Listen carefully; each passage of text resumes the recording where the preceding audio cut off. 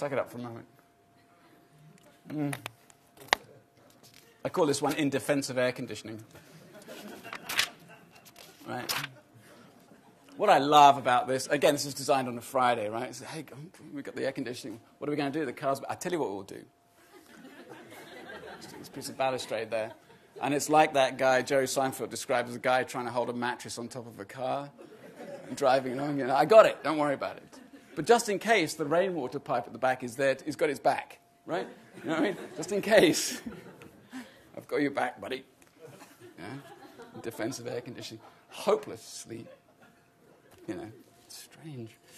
The siding, the side fence that forgot that it was well, it still thinks it's siding, but it comes a fence, you know, that design. Or lot lines. Right. Lot lines.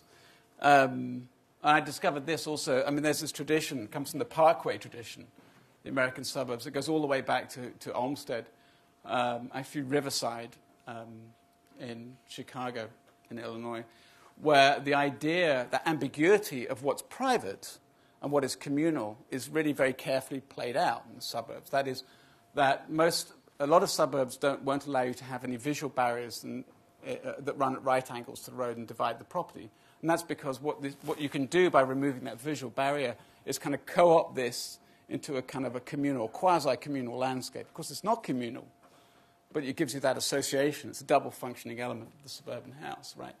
So, but for me, what's fascinating is watching two Americans kind of mowing their lawn and knowing exactly where that barrier is. How do they know? How do they know where that barrier is, right? It's impossible for me to understand, but they know, and no one ever encroaches on it.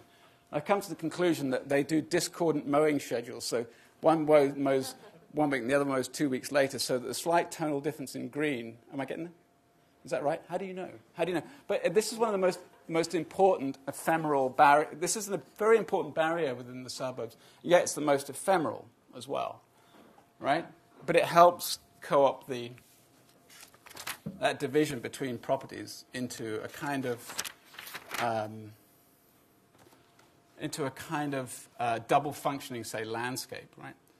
I'm going to wrap it up now over time. So Buckeye Oasis, and this is to return it to the sense that we're now in a kind of very interesting condition, a kind of critical position of crisis within suburbia. Buckeye Oasis. Okay. So this fragment of landscape